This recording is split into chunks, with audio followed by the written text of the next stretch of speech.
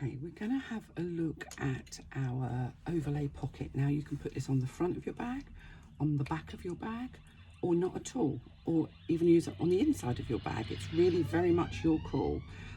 It's just an added extra that if you want to use it, you can. If you don't want to use it, then don't. It's fine. So what will you need? You'll need a piece of number 5 zipper tape with a zipper pull fitted. You'll need your faux leather or cork leather or real leather, a non-fraying material overlay panel. You'll need your 2 exterior pocket linings, and you'll need your main exterior front panel or back panel, whichever one you want to use. You can put this on the back, you can put it on the front, you can miss it off, it really doesn't matter. So we start by using with our exterior panel, which has got the fusible fleece on the back. Now if you're going to use foam, then I would suggest that you put the overlay pocket on before you put your foam on. It's very much a personal preference, but I like to put my fleece on before I do the overlay. So what I'm going to do is I'm going to fold this in half to find the centre at the top, and I'm just popping a pin in,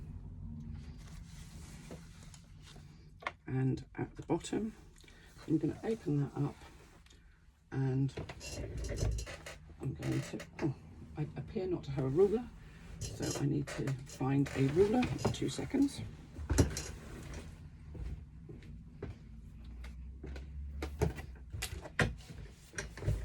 Apologies, not as prepared as I thought I was. And I'm going to mark a line from the centre at the top to the centre at the bottom, except for I'm not going to go all the way down. I'm just going to do that top bit because that's where I need the mark. I'm using a chalk marker, not a Friction pen. Friction pens I find difficult to use because they don't always come out, and on a dark fabric, about as much use as a chocolate coffee pot. And then I'm going to make a mark that is 2.5 inches away from this central curve. So it's going to go across the bag, and it's going to be 2.5 inches from the top. Now you could, if you wanted to, make it a little bit lower. I find 2.5 inches feels about right for me. And you're going to make that, you're going to mark a line that goes, what I tend to do is make a little mark that's 2.5 inches from the top of that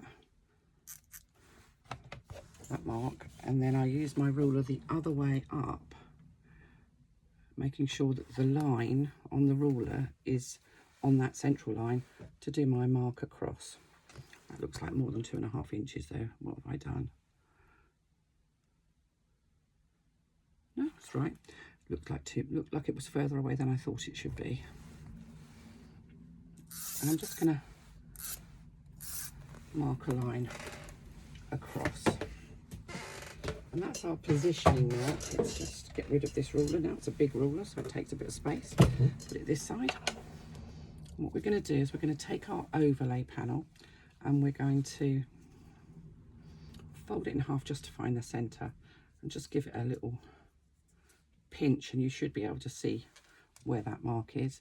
And I'm going to lay it centrally, so making sure that the centre mark on my overlay is matched with that centre line on my fabric.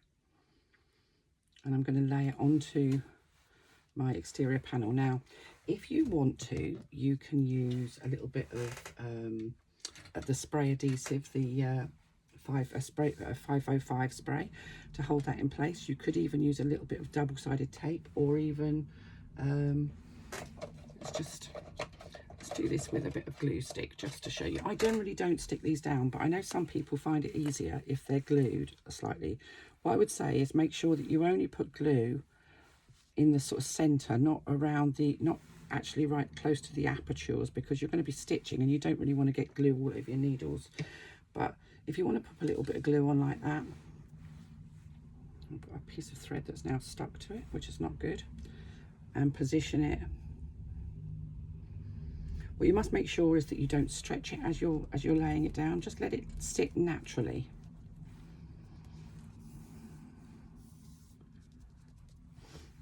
And there we are.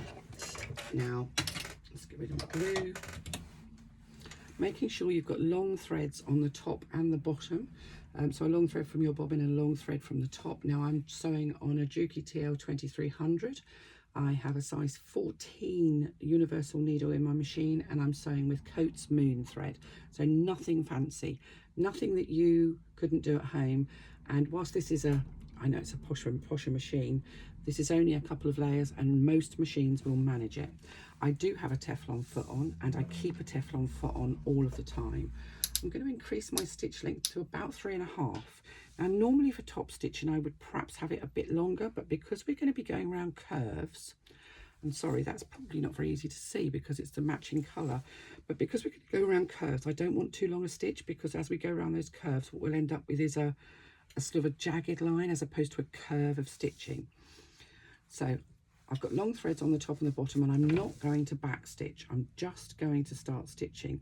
And there's no right place to start stitching. You can start stitching wherever you want to. Let me just bring this down a little bit closer. Sorry if that makes you feel a bit seasick. And I'm literally going to start stitching. We're not back stitching because we're going to bury and tie off those threads. And I'm stitching at 1/8 of an inch around the outside edge of my overlay. So 1/8 of an inch seam allowance. And I'm going nice and slowly.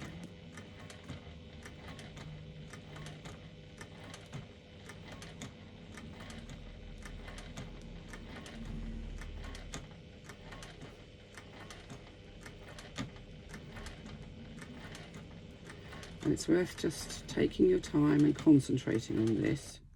I'm just going to remove that pin because I don't need that in there anymore.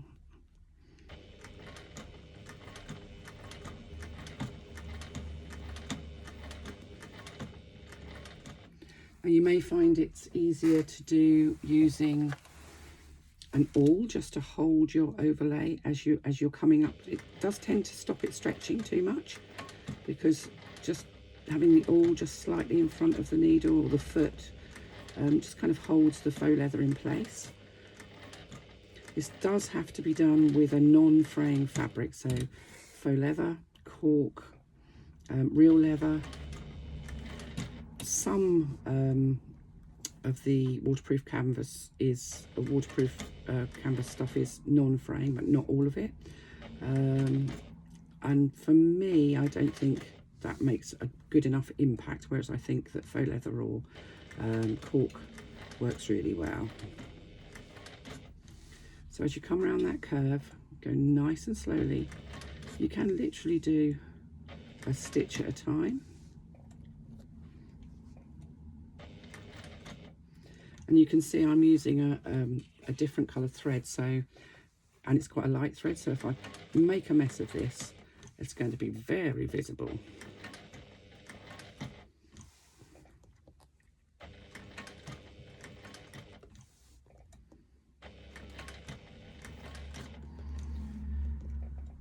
So I've gone around that curve, and now we're going to come back along the bottom edge.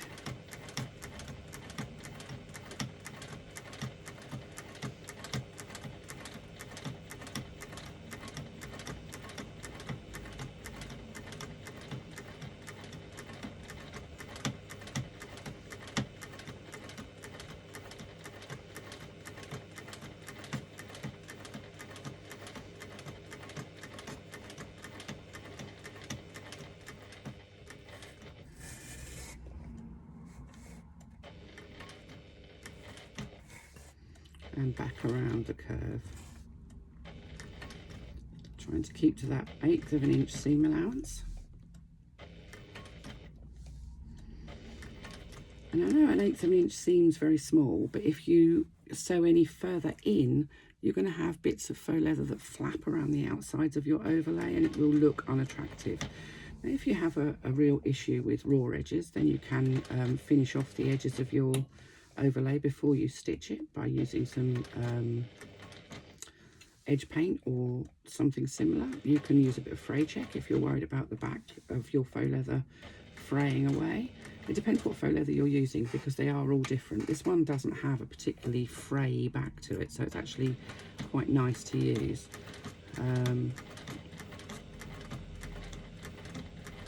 So I'm going to come back along the top edge And I'm going to try and finish, not quite, it's just fractionally out in the same hole as I started my stitching in. So I'm just going to raise my needle out, pull my work out, and cut my threads. Now you can see there that I've got 2 long threads on the top and 2 threads on the back. And what I'm going to do is find a self-threading needle,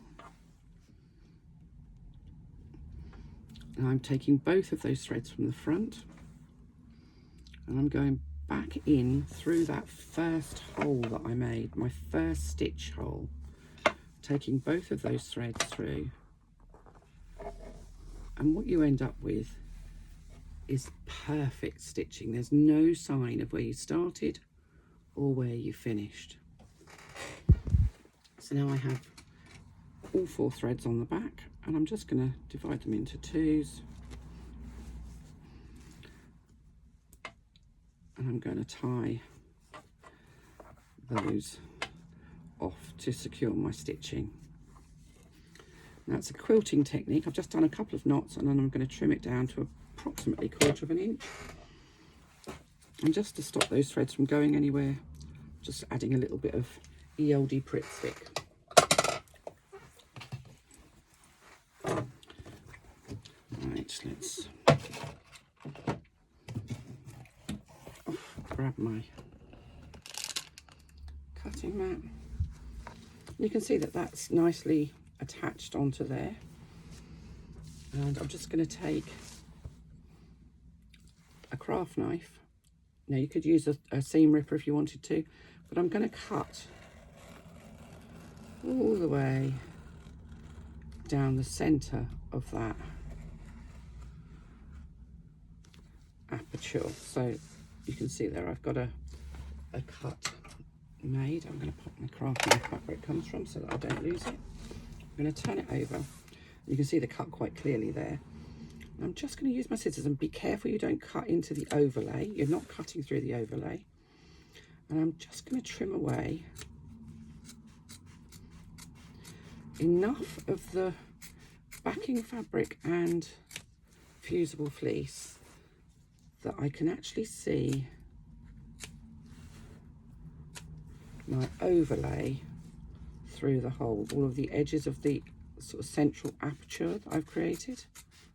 Just be careful you don't cut through the overlay. That's the one thing that I've seen happen more than once, and it's a bit of a disaster if you do, because there's nothing you can do about it. You just have to remove the overlay and start again. So it doesn't have to be particularly tidy because this won't be seen.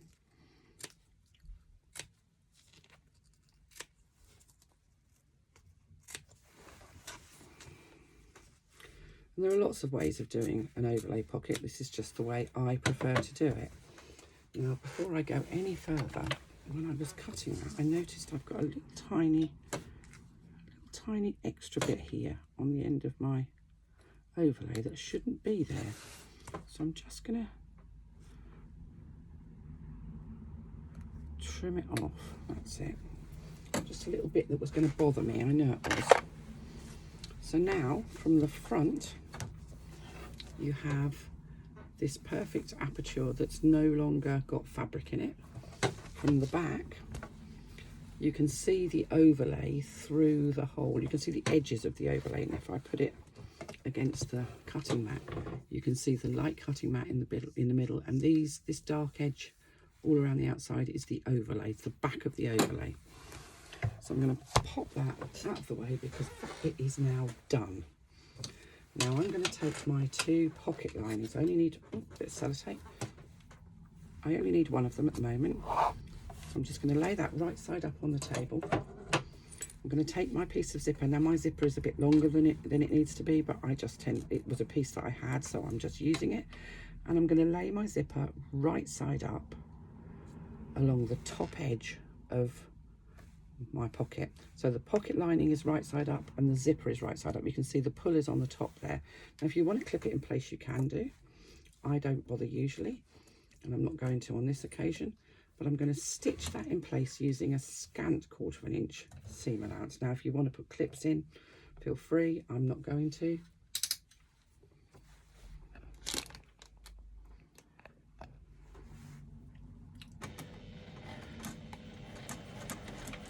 And you can see I've still got my Teflon foot on, and I keep my Teflon foot on pretty much all of the time because I can stitch fabric with it as well as faux leather, and because I'm just too lazy to change it all the time.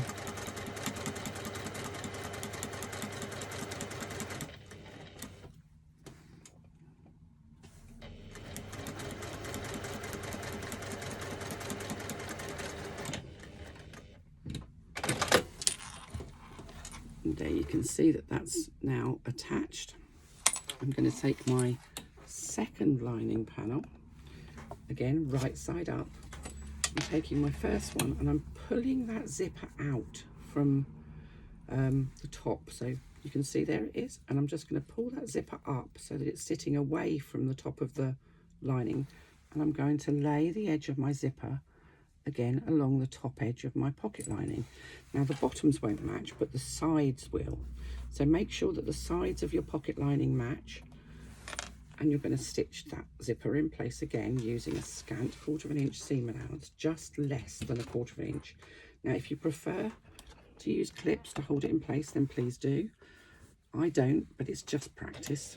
I can't tell you how many times I've done this, so I just tend to do it. Some zippers are actually stiffer than others, and they kind of almost resist being unfolded, so you may need to clip them because they'll just try and fold back under again.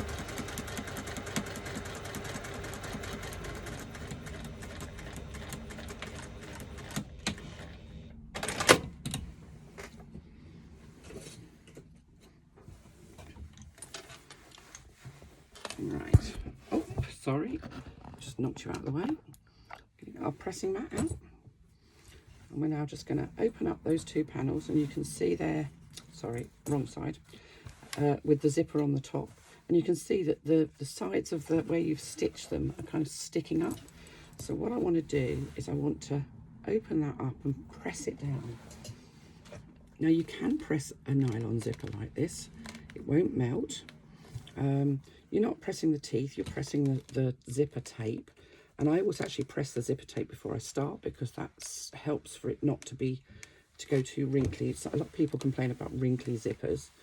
I'm just giving this an extra press because this is the only fabric I could find that had any kind of blue in it. I don't really do blue. Trudy's a blue girl. And it's a bit thin, it's shirting material, but I quite like it. But the interfacing doesn't like sticking to it, I don't know why. So let's just go across the top of there and press those seam allowances open. Once I've done that, I'm just going to push my zipper back onto the lining so it doesn't pop straight off the end. I'm going to turn it over, and I'm going to do the same thing on the other side. Now, why am I doing the other side when I've already done one side? Because sometimes you get almost like a little kink at the sides here. And I know it's not majorly important, but it bothers me. So I like to press both sides. This is the inside of your pocket. This is the bit that you're going to see every time you go rummaging for your keys. So you kind of want it to look nice, don't you? So just... I can't emphasize how important pressing is at every stage, and it really does show, it really does make a difference to the finished article.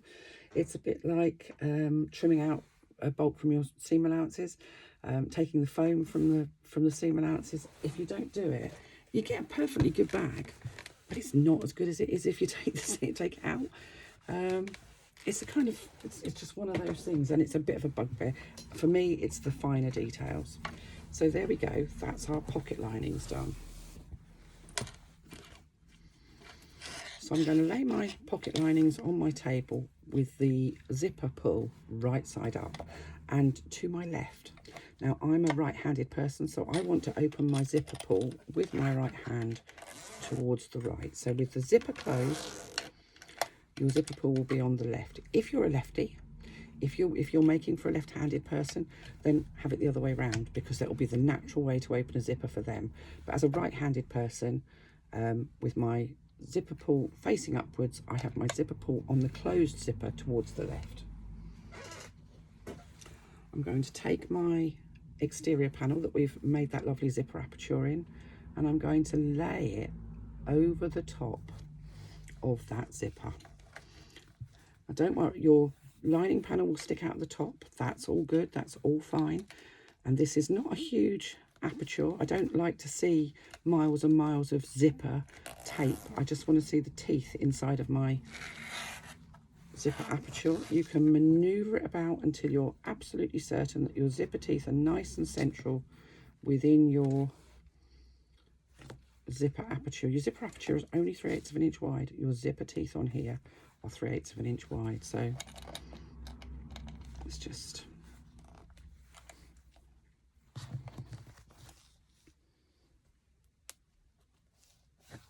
And once you've got it where you want it, you're going to top stitch around the outside of this zipper aperture using an 1/8 of an inch seam allowance.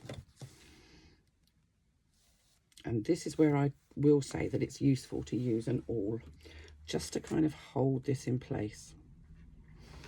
So I'm going to make sure I've got a long thread on the top and the bottom, because again, I'm going to bury and tie off my threads because I don't want to see back stitching.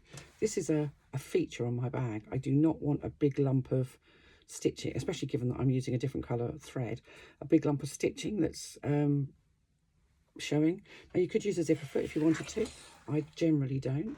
I find that I'm okay with just my standard Teflon foot. It's a personal preference. And again, I'm just starting wherever I feel the urge to start. Don't start on the curve though, that's the only thing I will say, because that's making work for yourself. And again, stitch length up to about 3.5 so that it's the same as the outside stitching.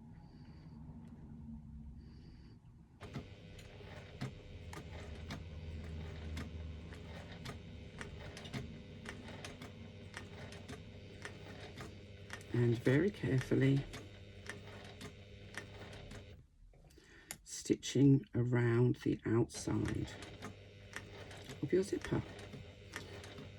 Now if you feel that you just can't cope with all the curves on the ends of your zipper overlay, square it up, it's fine. You can square the curves, square all of the curves on this. It won't make any difference. It's still a perfectly acceptable overlay zipper pocket. I just think that because this is a curvy bag, a curvy overlay works well.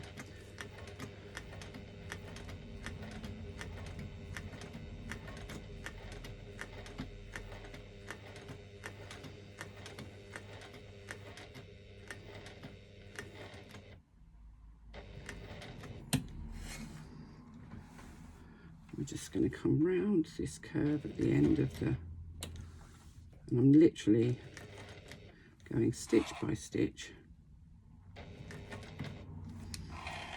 Go slowly as you go over those zipper teeth. Your needle should slip through the zipper teeth quite easily.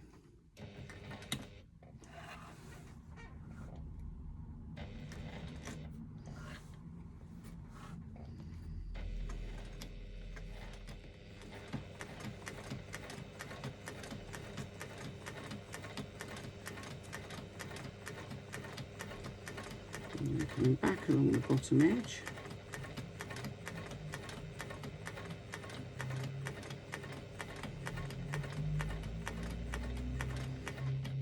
And we get to where that zipper pull is. Now if you try and stitch past the zipper pull, you're going to have all sorts of issues. So with your needle left in your fabric, raise your foot, move your zipper pull out of the way so it's behind your foot, and continue your stitching.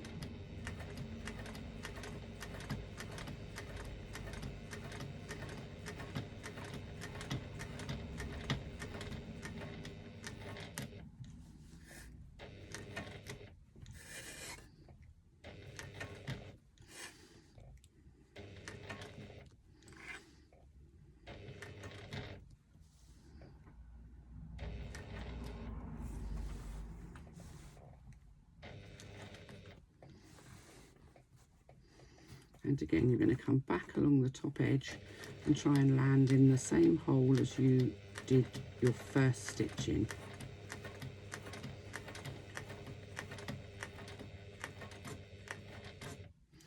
Again, I've missed it by a fraction, but it's fine.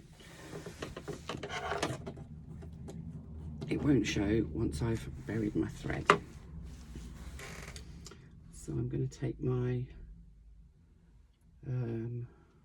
what did I do with it? Oh, there it is.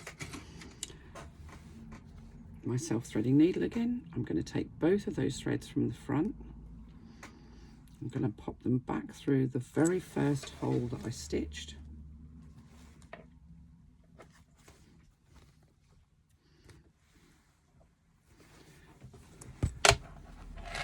So now they're all on the back, and I'm going to tie them off.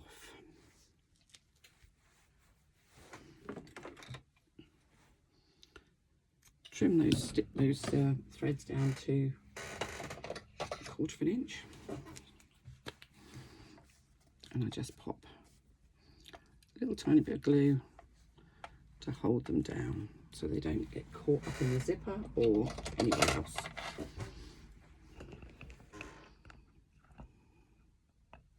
So there we go, we now have our 2 zipper lining panels sitting right side up on the back of our work. So what I'm going to do is I'm going to take the top one, pull it down over the bottom one, and you'll see that one is slightly longer than the other. We have a little bit of excess fabric. You can trim off the excess so they're both the same length. People say, oh, that's wasteful, it's 1/2 inch. It's not wasteful, it's just a little bit of extra fabric. We're going to turn it back over and do your zipper up. Now you can just pull the side of your work away. If I pull this over, you can see, I hope, and you can see the exposed zipper pocket linings. So I'm just folding that out of the way, and I'm going to stitch down the side of my zipper pocket linings. Then I'm going to move this out of the way and come along the bottom, and then this out of the way and come up the other side. I'm going to reduce my stitch length down to just below 3. I'm going over that zipper, just going back stitching. I'm using a 1/4 inch seam allowance. I'm just back stitching a couple of stitches at the beginning to secure my threads.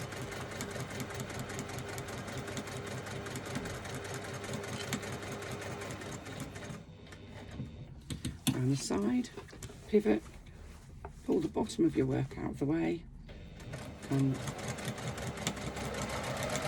along the bottom,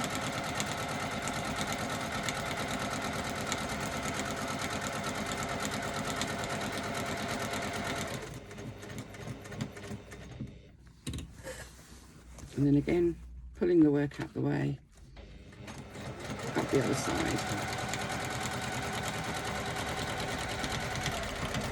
across the top of the zipper, the back stitches just to secure everything. Now you can trim off any excess zipper. I had a little bit extra because my zipper was a bit longer than it needed it to be, but that was the piece of navy blue zipper I happened to have, so I didn't bother cutting it down. I just got what I needed.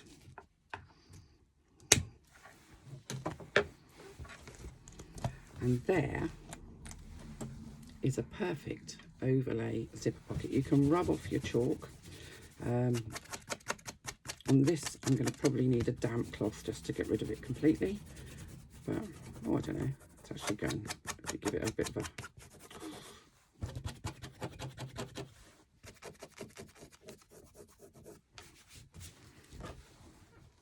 Doesn't that look smart? I should have picked different fabrics actually. You can't really see it so much, but I think it's rather posh. And inside we have a beautifully finished lining with no exposed seams inside, which unfortunately some methods do have exposed stitching inside and raw edges, which I don't like, but that's fully enclosed and really rather splendid, rather smart. Now, pressing my zipper means that I don't get a bumpy zipper. You can see there that that zipper is beautifully flat. So many times I see zipper pockets like this, done like this, with really bumpy zippers inside of them. This one is lovely and flat, and it's because we press the zipper. Some of it does depend on the quality of the zippers you're using, because some zippers, not all zippers are made equal. Some zippers are just not as good a quality, but this works really well. So there we have the front of our bag completed.